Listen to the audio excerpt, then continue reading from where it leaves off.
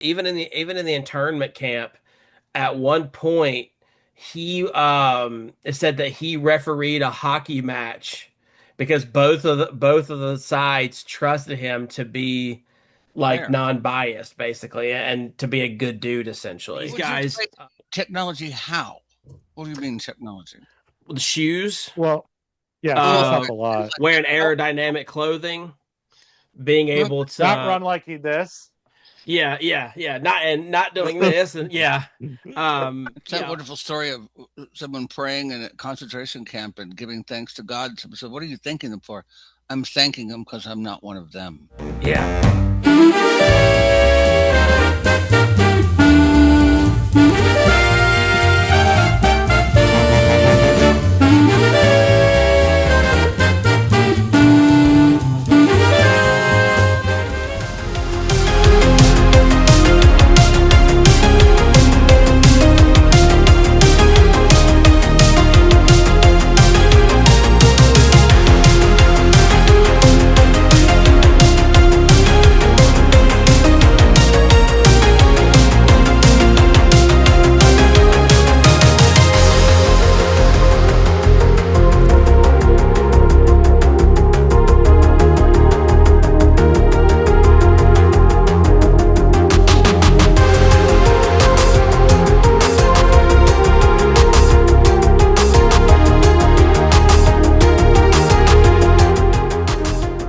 Welcome back to the Chicago Cinephiles podcast. I am your co-host Daniel. Joined with me as always is Stephen and James. Fellas, how we doing today?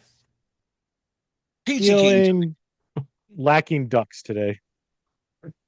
Oh, my boss had a rubber duck in his office. And I was going to take a picture of it, and I forgot. Dad blame Does me. he does, It has like it's like a casino duck. does I he was have a like, Jeep? does he have a duck? Is it Jeep? What do you mean? Yeah, because Jeep owners they put little ducks on each other's car. That's what they did. That's like where it This came was from. some casino something Hmm. or not. That's all I know. Or Mm. maybe it was just it was a Trump duck. I don't know. Maybe that was it. I highly doubt he's rocking a Trump duck in Chicago. Had a little MAGA hat. There's three Republicans.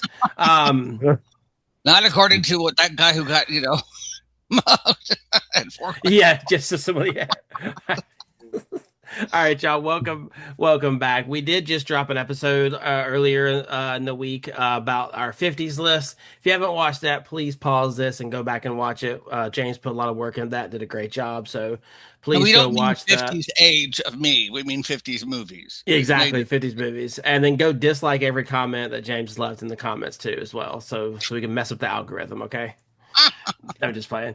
But yeah, without further ado, we're back into the Oscars today. We did the wheel last week, and we got surprisingly not a for our list, not a sad movie, although it did kind of have a sad ending for some people. But compared to other movies we've watched, it wasn't that bad. The Americans, it was very sad. It was Chariots of Fire. So that's going to be our episode today. We're going to obviously talk about it and go from there. So without further ado, and then Steven's going to he's going to act it out the whole time while we're talking about it. And he's down the stretch. He's at the 50. Well, I made the background. Number 14 in your scorecard, number 1 in your heart, ladies and gentlemen. That's why I always think like when Michael Scott's doing the that's what this is for. Like his like his version of making fun of it.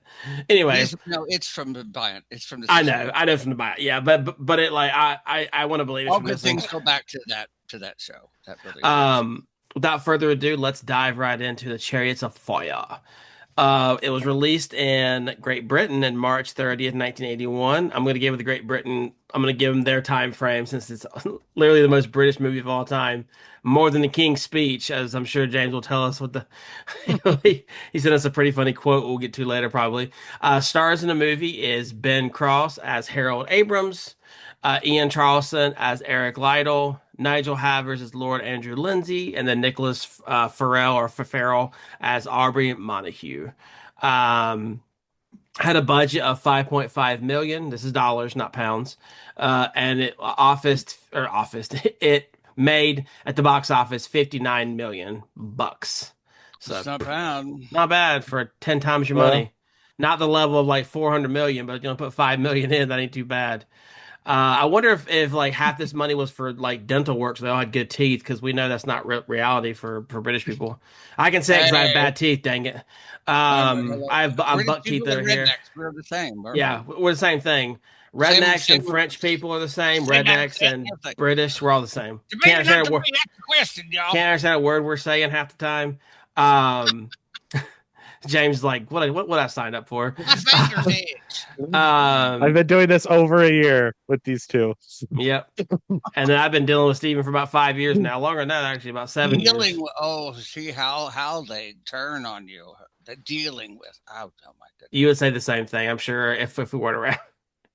11 nominations for the Academy Awards, including Best Picture, Best Original Screenplay. I'm sorry, 11 nominations that won Best Picture, Best Original Screenplay, Best Costume Design, and Best Original Score.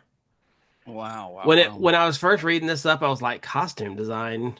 But then when I saw all the different like uniforms of like the athletes, I'm like, okay, that's pretty cool. But at first I was like, you think costume design, I think of like Star Wars or Ben-Hur or whatever, It's like Well, not this, but it the makes costume sense. designer who designed the costumes for Chorus Line just pulled some tights out of a trunk and won Best Costume Design for that year. So I mean, Was anything's possible. was that out of your trunk?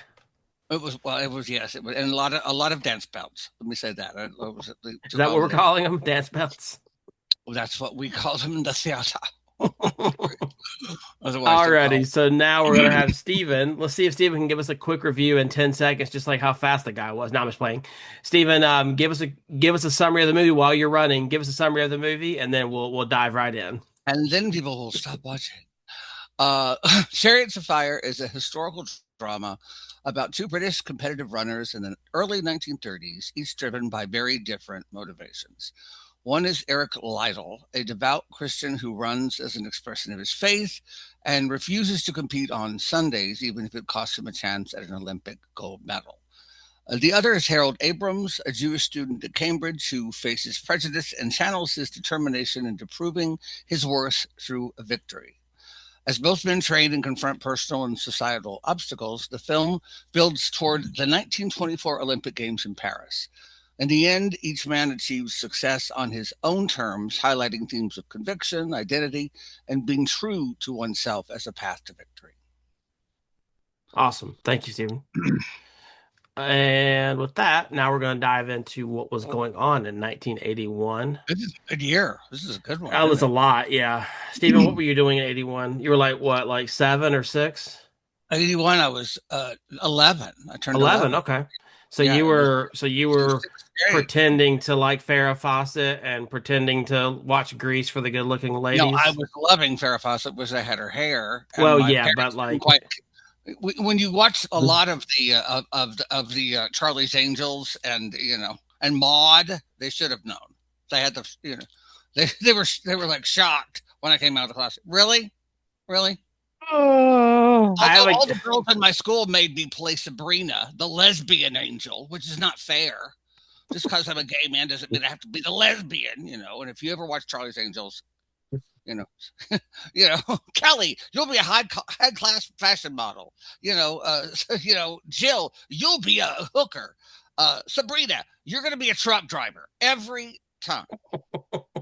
And she's always There's Marge. hey, how you doing? Yeah, This is so Liz. I I'm an was angel. -7, and James, what were you, -8? yep. You missed the 80s. See, my parents weren't even married in 81. Oh my God. I don't think they met until like 84, I think, This was the year before my parents at a divorced. So Ronald Reagan convention. I'm just playing. Although it's kind of funny because my stepdad did work with Ronald Reagan. Now it's kind of funny. there's Back a when story there. like on his first, yeah. All right, so busy year. So we got a lot to go into. So in January, Ronald Reagan, as aforementioned, became president. Also in January, the Iran hostage crisis ended. On the In same day. February, our lovely Dolly Parton, 9 to 5, hits #1, proved that she can go from country to pop. That's what it said. Like she can successfully cross over, eat your heart out, Taylor Swift. In March, Walter Cronkite signs off for the last time. And that's the real deal. Um, yep, Thank you, Stephen. In March, Reagan was shot but did survive. In May, Bob Marley unfortunately died. He died in like 6 months. They found like it was something he like stumped his toe and never got it looked at, and so it got like infected, and like the infection crawled in his body and gave him cancer. It's weird. Look it up. Yeah. I didn't believe it. I was like, "What is it?" And then in May, Pope John Paul II was also shot, and he survived. Which now we have the Pope Mobile, which is probably more famous than anything on this list. Um, in June, the first scientific report of AIDS is published. In July, 6-year-old Adam Walsh is abducted. For those of you who don't know, obviously his dad, what was his name again? His dad's name? Oh gosh, John Walsh. John Walsh, thank you. Went on to have America's Most Wanted. That's how I know him. That was kind of what drove his passion to find, criminals and whatnot. In July, Prince Charles married Diana. But the longest train in the history of God and man. Oh my God! Look at the It train was on that pretty track. crazy, yeah. In August, MTV launches. Amen. Do we know the Uh, first music? I think I've told Steven this, but do you guys know what the first Video music video killed is? the I'm radio assuming something with star. Madonna. No, it's Video what Steven's killed the singing. radio star. Oh, Video killed the The radio star. see Yeah. the who sings that again? Oh gosh, I can't remember because that was. I'm pretty sure that was a one-hit wonder. I'll It have to look was. Let them sing it though. Got him. No, I'm just playing. I'm just playing Steven. Oh my God, that's so fresh. You write your own It's material? not the Bangles, I know, but it's like Bugles or something. Oh, something. The Bogles, the It Buggles. it is, I thought so. Yeah, that's what I thought. In November, suspiciously, actress Natalie Wood drowns. Mm. Suspicious. Don't be suspicious. hmm And then in December, a first American test tube baby is born. So Oh that wow. baby is what, like 45? Like, I assume they're still living. I'd assume so. That's I kind of just cool. But I think it Like, was, the yeah, I Buggles. think it was a woman I think it was a girl that was born. put that on your two truths and a lie and see if people can guess that. Two truths and a lie. You know what I mean?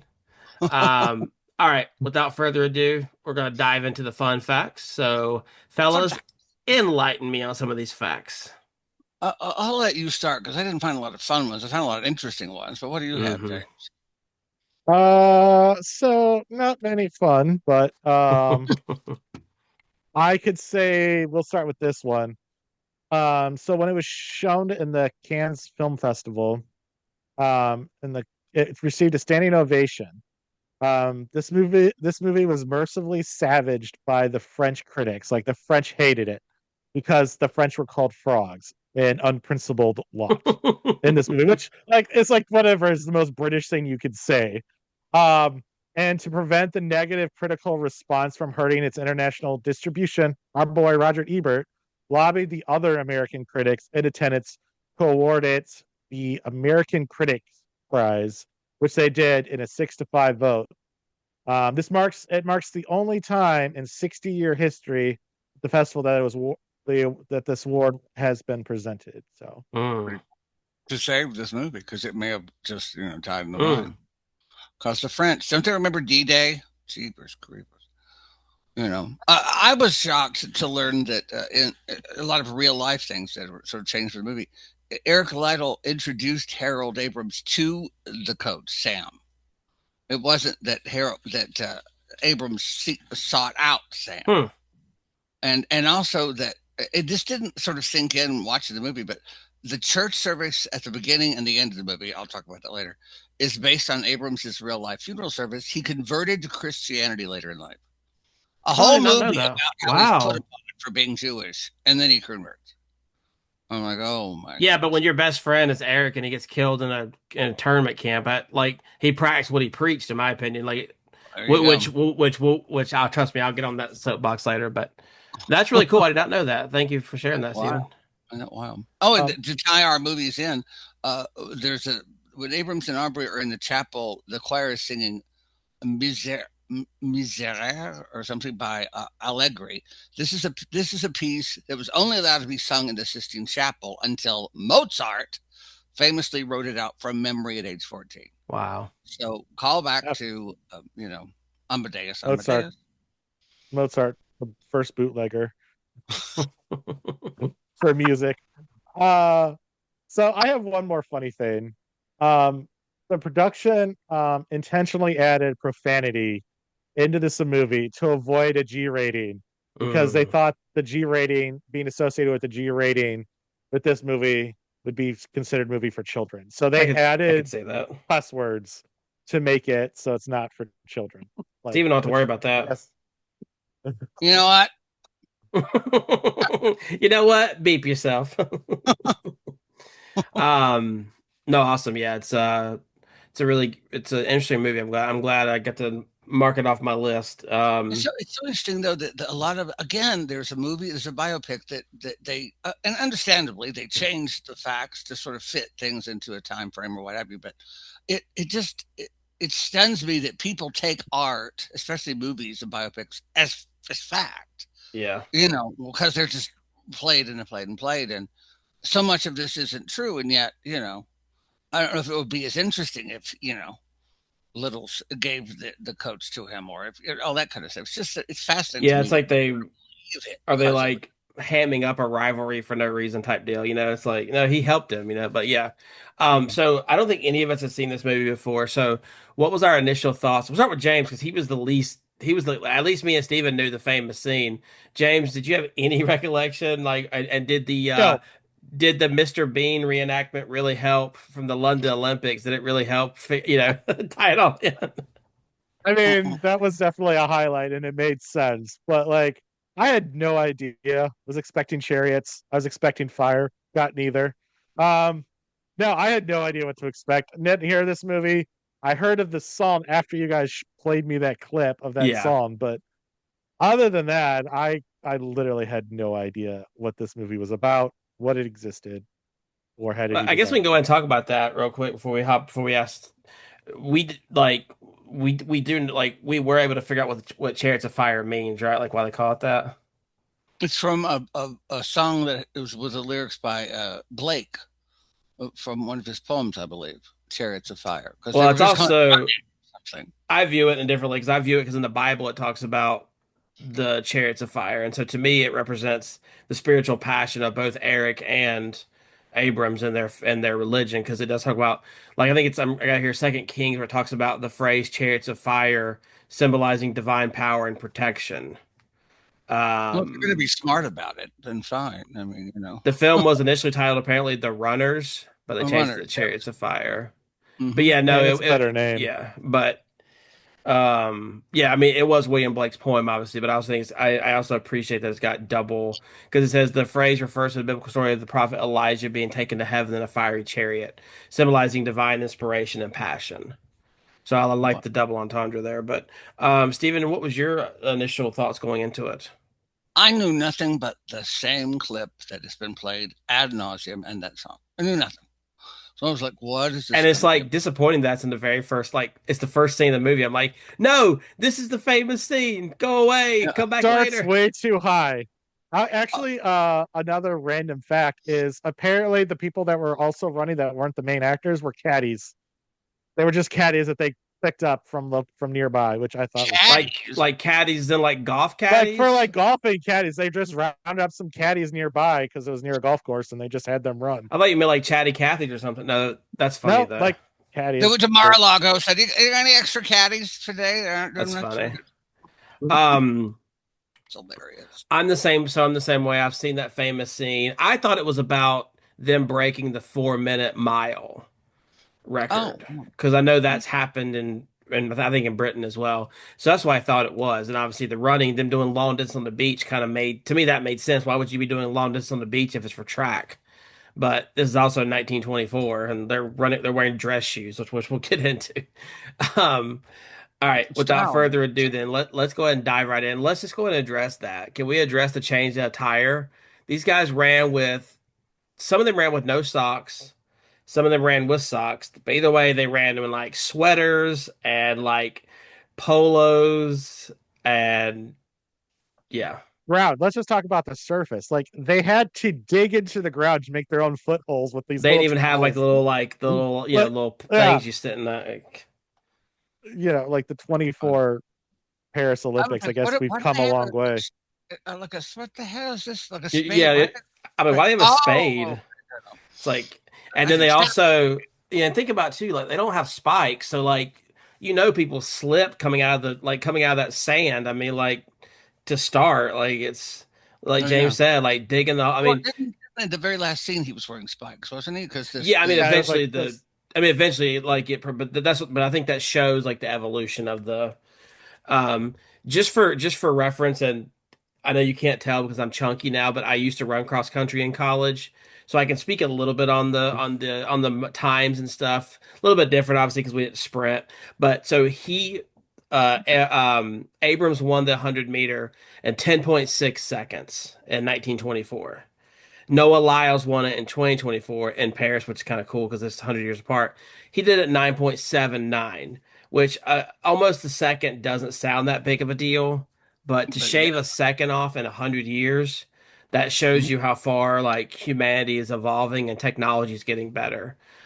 So I do want to acknowledge like And these would you guys, explain technology how? What do you mean technology? the shoes, Well, yeah, shoes Well, help uh, a lot. wearing aerodynamic clothing, being like, able Not to run like this. Yeah, yeah, yeah. Not doing this and yeah. Yeah, like a lot of, and even using technology in the sense of being able to like run in like a wind tunnel and see like what works best for you and even like a stopwatch being down to the nanosecond like because a guy doing this is not the same as an actual like computer clocking it at 9.79. So he may have very well been 10.7 or 10.8 for all we know. The guy just or 10.4. We don't know because it's all about the guy stopping the clock. Yeah, yeah. human reaction time. Yeah. So, but to me, like, that's a big feat to go from that. And that's why it's like, when you start seeing more and more people, like, everyone's under 10 meter or 10 seconds basically at the Olympics. And it's crazy. Oh, I got Mhm. a quick. So, like, when they made a big deal that the rival was using a professional coach. Can you just imagine if Olympians did not have professional coaches now? Like, how do you think Well, that kind of a thing? yeah, it's a good point. It's because the Olympics used to be amateur. I guess that is true. Because think But about it, like, like that's why like for the past two Olympics we haven't had the NHL because they want.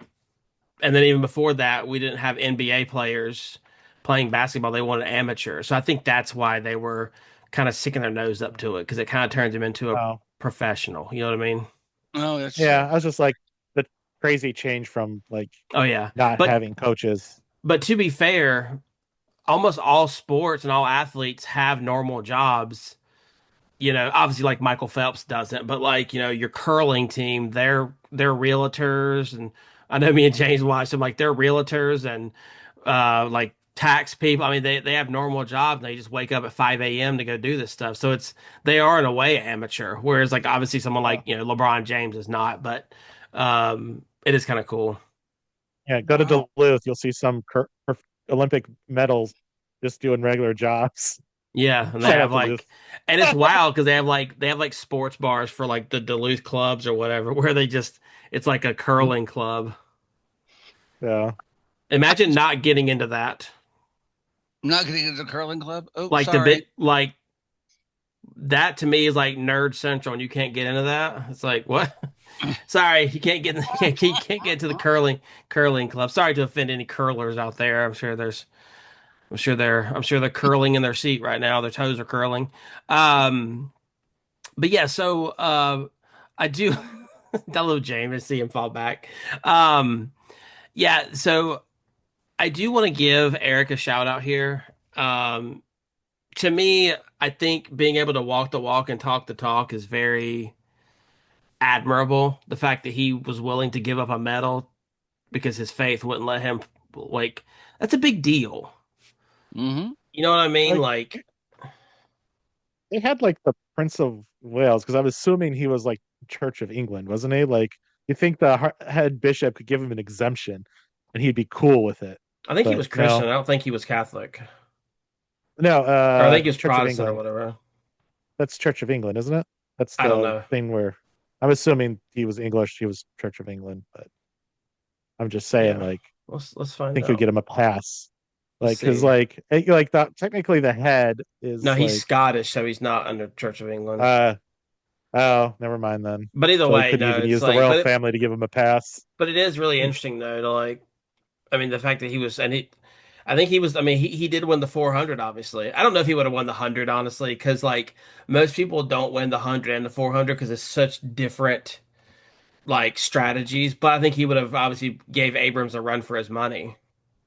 Yeah. So, Which is interesting um, because some people called him Abrams, some people called him Abrahams. Like I noticed in like especially at the end when they're congratulating him, like all the guys walking down congratulate, like I guess the higher ups, whatever. One person would say it one way and one person say it the other way. I guess it was just whatever like the way your slang was. You just I guess there's tomato, I guess type deal, you know? it's just my name. Don't worry about pronouncing it correctly. Well, I mean, I think it's probably correct in both ways, maybe, but because I'm sure they would have. But I just wanted to give him a shout out because like I don't think I could do that.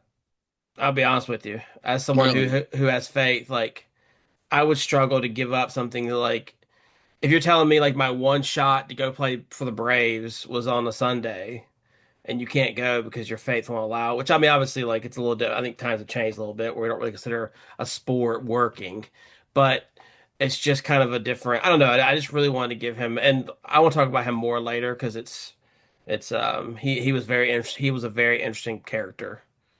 Yeah. Do you This guys movie have buried a lot of characters for like after this movie, like so many of these characters went on to do some crazy things. hmm And like I feel like there could be a lot of movies like made off of that and probably would have been more interesting. Yeah, I feel like they simplified it a lot. You know what I mean? Like, Yeah. but I don't know. They're the British. They can't think. So Well, we'll let there's 'em- certain British films that you're like, that, especially what is the one? Oh gosh, the one with I don't know, A Room with a View. Oh my God, will something happen in this movie? Will you do something that's like, other than open a door and look through a window or something? I forgot, just Steven, you know, Steven, you saw that title, you knew what you were getting. That one's on you. A Room with a View. You're right, A Room with a View. Unfortunately, a Room with a View. Maybe it'll be interesting. Well, what do you want? well, I mean, to be Chariots of fair, Fire, no yeah, chariots, no fire. They were in yeah. Ben-Hur. Was there a her in Ben-Hur? No, really. There was just that guy. So, Well, there was a her, but it was a her. Jim. um, but yeah, I mean, this movie. I know we're kind of just being like sort of surface level, but it kind of they ran. You know what I mean? That's kind of the gist of the movie. But obviously, we and can dive deeper into the guys. But before we get into this, I just want to say this is something that bugs me about a lot of pieces of art, whether it be a play, a musical, or a movie. So we start the movie at the funeral. We go into a flashback to when they are running. And then we go into a flashback again. So we're in a yeah. flashback in a flashback. What? Yeah, You know, that caught me off guard too. I was like, wait a minute, what? It was the blueprint for Inception. Yeah, right. that happens Um, in a video. Like you're in a flashback at the start of the show, and then halfway through the second act, there's another flash. Oh, wait a but minute, did we're in a I? flashback. But I wonder maybe if they did it to like show that they were like friends and not rival. I don't know. But I'm with you, Perhaps, Stephen. And perhaps. I was like, when is this on the timeline? Because I don't think it even said at the bottom like. Maybe it did. Like, I don't think it said like Cambridge 19. Oh, I know the running scene on the beach didn't give a year. So I was kind of like Mhm. you. I was like, when is this? Like, obviously they knew each other by then, so I knew it was. Process of elimination told me it was after, but I um, know I know they cut like 40 minutes out of this movie because like Fox was like, you need to cut 40 minutes out of this movie. well, our version I So we think get you had it because we had like ours was like 2 hours long.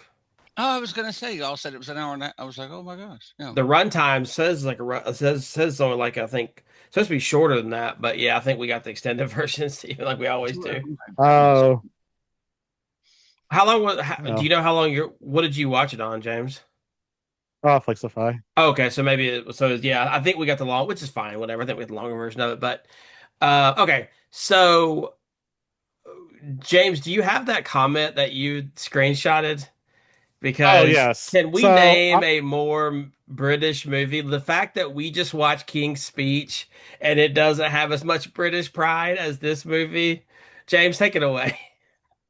I do Letterbox basically as a database for my brain for all the movies I've seen. Oh yeah.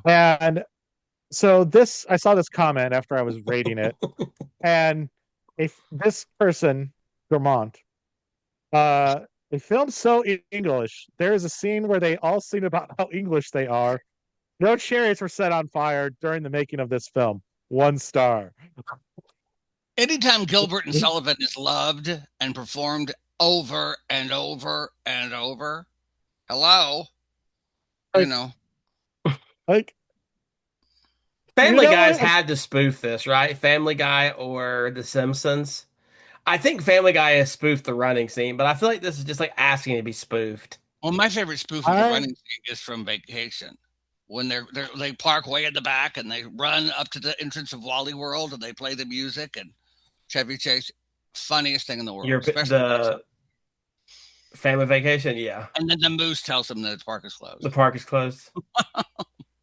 honestly I don't know if it was spoofed on The Simpsons. I'd assume so, but I I can't know think it's of it spoofed on right Family now. Guy, I think. I'm like, because I remember, I feel like I've seen the scenes of it, but I love that quote. So whoever you are, you sound French, so maybe that's why What you're was his name again? What was this person's name? like Mars. Dermont?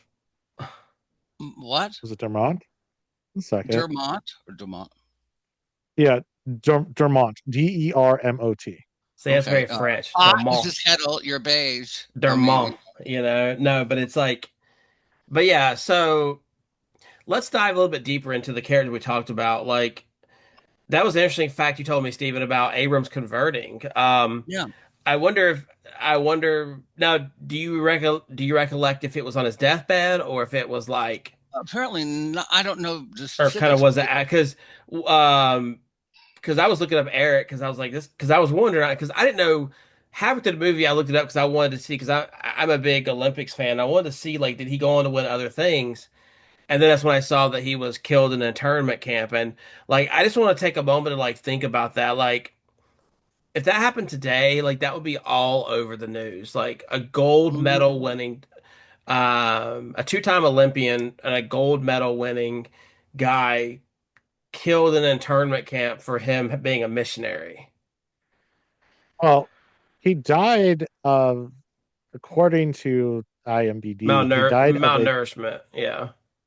yeah, malnourishment, which, I mean, if you're in an internment camp, like that was very common. So, But yeah, but he had a stroke, they think. But yeah, like he had but apparently, judging by the people I was reading about him, he never stopped. The British told people to get out of China. All they called all British citizens back to British, and he refused. Him and his wife refused because they had such a connection with people. And my I have an aunt and uncle who are missionaries, and I can totally relate to this. They go to these random tribes and they only stay usually for like 6 months or so, but they do things a little differently. They don't go and like necessarily preach the gospel. What they do is they go and teach. So they'll go there 6 months, and like my uncle is a mechanic. And so every Saturday, he'll offer free lessons on how to work a lawnmower, how to work a two-cycle engine, like or two-stroke engine, like just little things like that. And then kind of over time, people usually will say, "Why are you doing this?" And that's kind of when you can speak. And that's sort of what he did too. I was reading one of his things, and they talked about how even in the internment camp, at one point, it said that he refereed a hockey match because both of the sides trusted him to be like Fair. non-biased, basically, and to be a good dude, essentially. And that even in the internment camp, he was still translating for people. He was still doing everything he could possibly do, um, to essentially, like he wasn't being like woe is me like I would be like in an internment camp. Yeah, I mean, it's that wonderful story of someone praying in a concentration camp and giving thanks to God. So, what are you thanking them for? I'm thanking them because I'm not one of them. Yeah, wow, powerful. I'm not one of them. I Yeah, mean, good that's so line. powerful. oh, They and I just looked this up here. Harold Abrams converted to Roman Catholicism in 1930, although he Wow. began exploring Christianity while at Cambridge. He Okay. later became a non-practicing Catholic, with his conversion heavily influenced by his desire to assimilate into British society. Oh, okay. So he So it he says so here that he sort of was neither a strict practicer of Judaism so or he Christian. did he did the full spectrum. Yeah, Just he covered they his say he was bases. thoroughly anglicized because he was not overtly religious. So that must be See, British that's too. aggravating to me because like they make it be a part of the movie where he's like ridiculed for being Jewish, and you have someone like Eric who died because of his faith. Like that to me, that's a spit in Eric's face. I'm sorry. Like y'all can Yeah, kill me in the comments, but that's brings just I a lot of things about whether he so wanted to assimilate. I mean, his choice of who he married, of his choice of so many things in yeah, college true. to assimilate, Her name was and Sybil, I say right? that Yeah. yes, to be in their face and to be there, but it was to sort of to keep moving through. It's hard to say. It's hard to say what is bringing your own self into a place that is not wanted versus you're trying to be an Uncle Tom, quote unquote. You know, Yeah. so it's hard to say, but look from all what I could read about this, just very briefly, it looks like he was very fixated Mhm. on becoming Christian or Catholic so that he could sort of assimilate faster. I for what it's worth, I don't know why. I always like the name Sybil. I know it's definitely like a 30s name, but I actually like that name a lot. Like if I ever have a daughter, I might name her Sybil. Um, the Do you legacy remember of Eric too is pretty seeing cool, is because like he has a statue where the internment camp is, Oh and it's him wow, running with this. Like there's a picture on Wikipedia of him running with a scarf around his like it's like a red scarf and everything. Like he's bronze, oh, obviously. So my he really had a impact, and they did a 2007 documentary about him. And that's what I was telling James because like we talked about earlier in the week. I was like, they should have focused on him more. I feel like that story would have been way cooler. Like we talked about, there were so many things that they didn't do. You know what I yeah, mean? Like I totally Hmm. agree I don't know. with I you. just it's just really interesting, honestly. I appreciate someone who like believes what they believe in the face of danger, regardless. Like because Okay, we well, always talk about people who don't walk the walk and they kind of fold when the going gets tough. Like he didn't do that. Whether you believe in Christianity or not, you have to give him respect for one, giving up a medal essentially, and two, giving up his life to be in these camp like because he didn't want to leave because at that point I think he probably felt like the Chinese people were part of him and he didn't want to leave them. exactly. That's where God had him to be. And that's where I mentioned with my aunt and my uncle, like I really do believe like, you go to these places and, you yeah, you're American technically or you're British, but like you have a higher calling, and so he felt that he needed to stay. So I just really applaud him. I earned a huge amount of respect for him during this movie. Did your I know I'm kind relatives of also rambling were about it. they Sorry. also long distance runners or sprint runners? Or they Say that also one more time. were your relatives also runners as well as military? No, if you saw the size of my family, you would know. They're more rollers like my people. Like just, Yeah. The only running they're doing is to the get out buffet. of the way, Mama's coming. Watch out. Yeah, Golden Corral, 12:30 after church on a Sunday. You better watch out. We are running. Her pantyhose got twisted. She's on a roll. Watch out. That's the only run is a pantyhose. All right. Little Did awkward. we did we like this movie? I feel like it's a loaded question. I was just like, Stephen, go first because I want to hear. I It's, really want to hear your oh, thoughts on it. I was just so when is I mean, yes, things are happening, but I was like, okay. It didn't feel like the stakes were where they need to be for a lot of the movie. And I'm sure that they were, and I'm sure they were written in there, but I was like, okay. Until we get to the Olympics and you're not going to do the classifying heap because it's on a Sunday. That's a stake. That is something we can have a scene about, which I think was Hmm. one of the most interesting scenes in the movie when he's talking to the prince and they're trying to sort of flesh this out. Well, can't you just bend? No, Yeah. that was a great scene.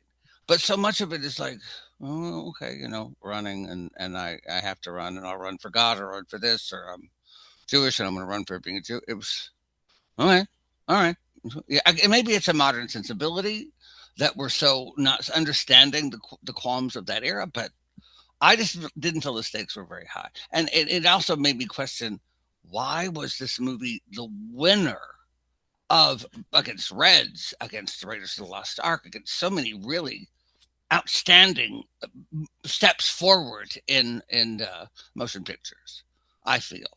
And this is sort of, but and then again, maybe this is my own take because I'm thinking of all of the British invasion films that came after this: A Room with a View, Morris, all these, so many of them that sort of came from not this production house, but that were very similar in that way. I don't know. I was like, which is not a good thing for me. Eh. James, what do you think? I was like, this is a movie. I was like when I heard about the Olympics, I was like, okay, this is gonna be my jam. It's an Olympic movie. I'm gonna love it.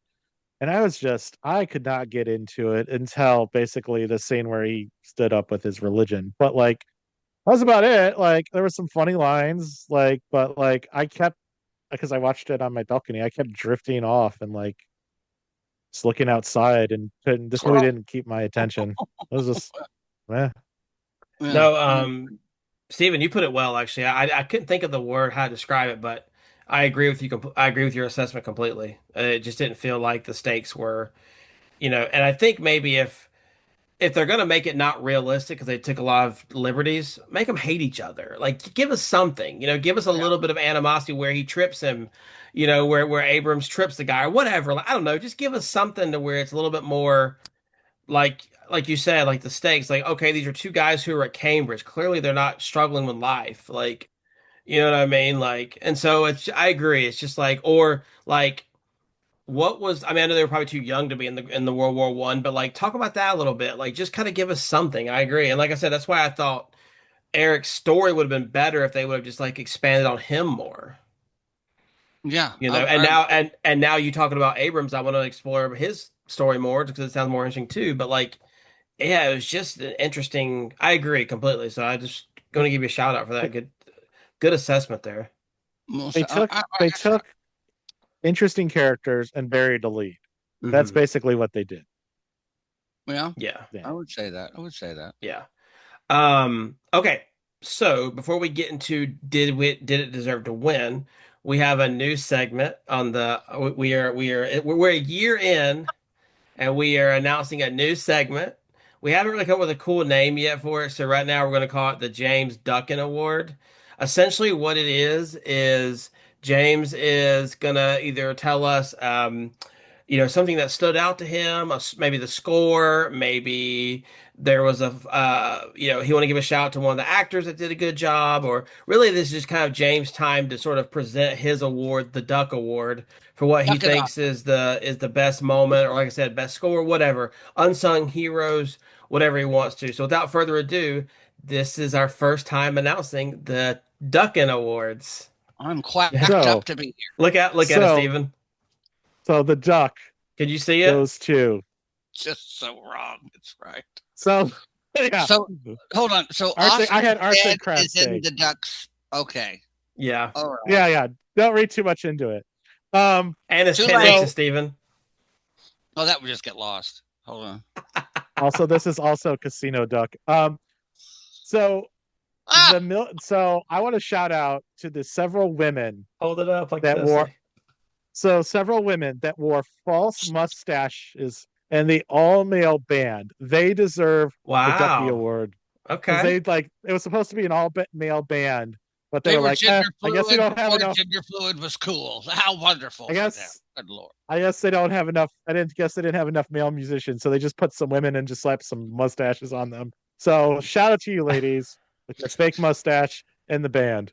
And This is shout a out to very the busty and men in shout out to the Victoria's ladies that day. had to get their mustache trimmed to be in that episode too. So Hey, you don't know my aunt. What are you talking? Oh my but yeah, God. that's our first Duck Award, James Duck Award. We're gonna do that every episode. So you Oh, guys that's quacky be sure quack. to tune into that. And if you did make it this far, just type quack in the comments. Nobody will get it, but those who have watched the movie And I'm going to or play have watched the disco duck. podcast. I think we should play disco duck under those for the rest of I don't this. know what that is.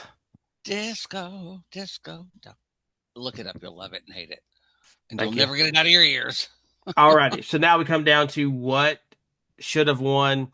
Did this deserve to win? Yes or no? For reference, IMDb gives Chariot of Fire a 7.1, It's generous. Atlantic City a 7.3, On Golden Pond a 7.6, Raiders of the Lost Ark an 8.4, and then Reds a 7.3. Wow. What So big, that was what everyone thought would win then. who would like to take it away on what should have won? Okay. Go ahead, James. I cannot believe it was a 7.1 IBMD. I'm starting to question their ratings. Like that is way too high. Um, but no, like Raiders of the Lost Ark, how can that not win the Oscar? Like that is such a great movie. Raiders of the Lost Mhm. Ark. You got all of it. It enrages me that Raiders lost to this movie. I know what you mean. I know you will. So yours is Raiders of the Lost Ark, 100%. That was a Steven? phenomenal movie. I would well here I want to say this. If you look at the movies that were released in this year, uh, there were spectacularly bad movies that were released. I mean, and some bad that were so bad they were good. Pennies from Heaven, which I think is a giant leap forward in musical theater, musical film. It doesn't work, but I think it's wonderful. Mommy Dearest, which is a camp classic. Condor Man, a Disney superhero movie starring Michael Crawford, aka the Phantom of the Opera, as a condor. Crazy. Wow. Under the Rainbow, a movie about what was happening behind the scenes when they were filming The Wizard of Oz with Carrie Fisher and who else? Chevy Chase, which is a train wreck. That's crazy. Zorro, the Gay Blade, about Zorro and his gay brother who comes up, which is Is a his name wonder. Sorrow? His name is Bunny Wigglesworth, actually, and I love this movie. Bunny Wigglesworth? Bunny Wigglesworth is Endless Love, which is an endless film. I mean, it doesn't stop. Is it SOB, Diana where Ross Julie, and yeah, Lionel yeah, Richie singing it? that's the song. It's SOB, where Julie Andrews shows her breasts. I mean, Clash the Titans. That There's doesn't do so anything for many. you, but I know, but I was I know like, what is? Stripes came out this year too, But then, like I said, there's so like the which Four is Seasons. that's not a bad movie, obviously, but I love the Incredible Shrinking Woman. There's just so many other films that were really great as well. Like Stripes did come out that year. What else am I thinking of? Oh gosh, it's okay, Uncle Steven. We get it. Arthur. I mean, come on. Only When I Laughed. Reds. So many really great films as well. So I mean, Cue I the would say, music. Hurry up, Steven. I'm just playing. I'm just playing. fuck out. Turn on Anyway, the Oscar music. Get him off stage. No, I'm just playing. What's I'm your not moving. what's your recommendation? As much as I love a Golden Pond, I don't think and it's a brilliant film for what that relationship is. I'm going to go with James. I think Raiders should have won. It's the very rare time when we get a very popular movie for audiences And a trilogy, that the third one also too. moves forward. I mean, it's a great. Even though if he wasn't there, everything would have happened just exactly the same for the character. But other than that, but it's just a great, great, great, great film with two filmmakers at the top of their powers. So I don't know. And just I'm gonna think, without Raiders of the Lost Ark, we wouldn't have the classic, the Kingdom Skull, where he survives a nuclear bomb inside a refrigerator. people give that such here. They take his heart out in the second movie. Right? I was like, they eat monkey brains. Like, I don't know what you want me His heart comes out of his body and goes back in. No one called that crazy. to- But it's a movie, people. Come on, If you guys want to see something funny, there's a TV movie that came out in 1981, just TV movie. Anthony Hopkins plays Adolf Hitler in his last 105 days. Give that a watch if you want to see something weird, like a random straight to TV movie. You want to see something weird? Watch the ceremony from the Oscars this year when who plays snippets from all the pieces of the scores that were. So you've got Liberace playing the Chariots of Fire. Really? Oh God, I gotta look at that. Crazy. And if you don't watch Sheena Easton in that crazy production number, when she I sings watched it, yeah. All right. So I do want to give Chariots of Fire a little bit of love. I just because like it is a different type of movie. Like it is a true story, and I do appreciate true stories. And maybe it's because I'm a little bit more like skewed because it's Eric. Like, I really appreciate Eric's story, Yeah. and the song is like classic. But I have to agree, like as much as I want to be the different guy, Raiders of the Lost Ark is fantastic because it's also a Christian stuff happens in it too. And my favorite scene in that movie is whenever spoilers, is when Sean Connery's been shot and he's like, he's trying to spell Jehovah and he's like J, and he's like, you idiot, Jehovah begins with an I in Hebrew or whatever. I and then like when the scene where he walks in and like the 600-year-old soldier is like, I'm not doing this. I'm not taking your place, buddy. Like, yeah. Because then like he waves at him when he leaves and it's like, oh, I guess you're not taking my spot. Like I've been here He for chose 600 years. poorly. I love that. He chose poorly. Wow. That's a wonderful. Oh, We named the dog Indiana. I mean, what's a great last line for a trilogy?